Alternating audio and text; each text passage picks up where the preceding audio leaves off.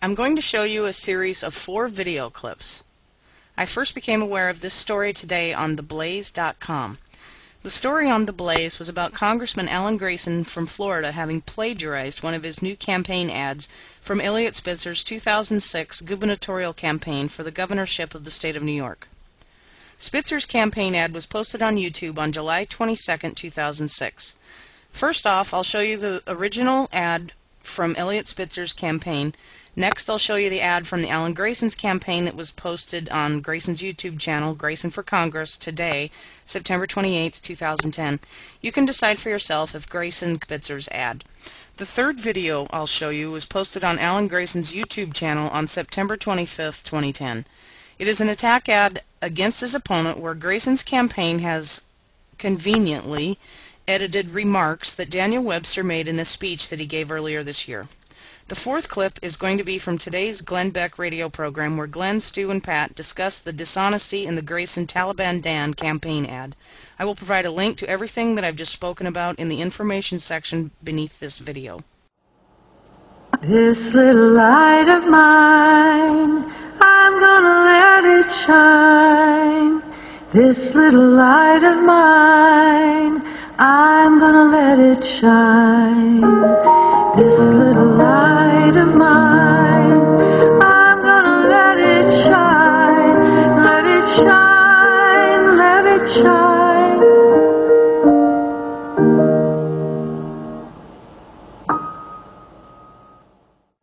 I'm Congressman Alan Grayson, and I approve this message. This little light of mine, I'm gonna let it shine.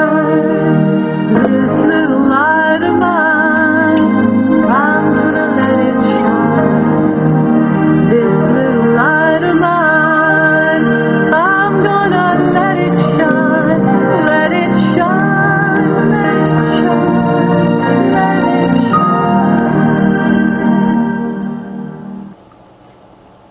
shine. Didn't we just watch that? I want to play one of the worst campaign ads I think I've ever heard. I'm Congressman Alan Grayson, and I approve this message. Religious fanatics try to take away our freedom in Afghanistan, in Iran, and right here in Central Florida. Wives, submit yourself to your own husband. Daniel Webster wants to impose his radical fundamentalism on us. She should submit to me. That's in the Bible. Webster tried to deny battered women medical care and the right to divorce their abusers. Submit to me. He wants to force raped women to bear the child. Submit to me. Taliban Dan Webster, hands off our bodies and our laws. Wow. What a dumbass Alan Grayson is. Ooh, that is an incredible ad. You have a candidate saying women must submit to their husbands, submit to me. That's an incredible statement.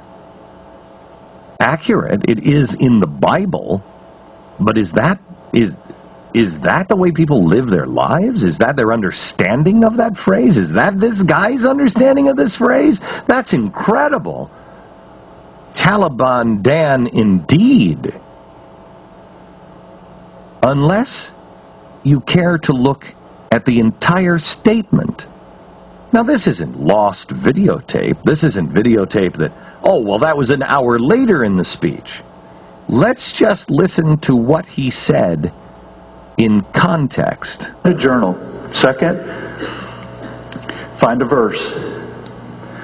I have a verse for my wife. I have verses for my wife. Don't pick the ones that say she should submit to me. That's in the Bible, but pick the ones that you're supposed to do. Wow. Do you understand what just happened? Don't pick the verses like she must submit to me. It's in the Bible. But pick the ones you're supposed to do. Do you hear that? Yeah, and the audio gets cut off a little bit there, but he goes on to say, instead pick the ones like love your wife even as Christ loved the church and gave himself for it, as opposed to wives submit to your own husbands. And that's where he picks it. he takes out as opposed to and just plays wives submits to their own husbands. That's incredible. This attack ad, I don't know if we've mentioned yet, is from Alan Grayson. One of the most despicable people. I don't know how Alan Grayson how does he live with himself? It's one of I don't know how he lives and sleeps at night. If your wife or daughter started dating a guy like this, you would cry. You would cry yourself to sleep at night. He's a horrible person. Horrible. I mean, I don't think I've ever bad politician. No, that's horrible. I don't think that I've ever seen anybody in Congress as bad as Alan Grayson. Yeah. I mean, as a person. Yeah. You know, I don't know him. I just know his words. And we're not taking him out of context. We're looking at his words and the things that he has said and done. And there is no limit to this man. There is no floor to this man. There's no place that he is unwilling to go. And it's interesting because even when it was brought up that, hey, you took that way out of context and made it, and they even edited the part where he's talking about it's in the Bible a little bit to make it fit better into the statement, to make it sound like that's what he was saying. When that was brought up to him, they still defended the ad. Yeah. They didn't back off from it one iota. It's not like he's saying, hey, we didn't have this whole video, we thought this is all he said. They're standing by that that's okay to do. Do you have their comment, the comment from the campaign? Yeah, give me 1 second, I will pull it up here. It's unbelievable. They're standing by, taking him out of context. And is this not what everybody was screaming, the Democrats were screaming during the Jeremiah Wright period? You're taking him out of context! Sound bites! It's a soundbite world! When you take somebody out of context, that means that you change the meaning of what they're trying to say. That was never done to Jeremiah Wright. That's absolutely what was done here with Daniel Webster. Yeah, here's the campaign spokesman for Grayson.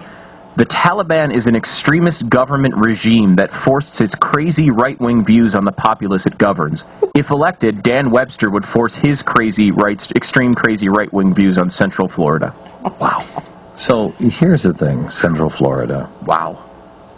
You just have to ask yourself, what the hell is wrong with us? This one thing. We can disagree on policies. We can. You can be for health care. You can, I'd ask him that first question. Be for a bigger government. But is there any shame? Is there anything? Do you just accept any character because your side will win? Yes, evidently. They're proving that to be true. Who was it that said last week when they were talking about, the guy in Delaware, that he should have won because, well, the Republicans would have definitely won in Delaware. And who was it that said, well, win? For what? A win without values and character and the integrity and the principles that we all uphold or strive for. What is that what is that win worth? This is the kind of thing that Americans need to be striving for now. We can disagree, but we have to be able to tell the truth. When America said they wanted hope and change, I wanted hope and change too from the Bush administration. I didn't like the way the Bush administration was handling things. We can unite on that, but you can't have somebody like Alan Grayson in office. It's reprehensible. It really is. Do we have that little respect for our republic? Do we really have that little respect for the Congress? I mean, I know Congress is unpopular, but why? Because of this. Are we going to restore it or not? Not talking about policies, just talking about character. Does character matter? Not to Central Florida if they re-elect this guy.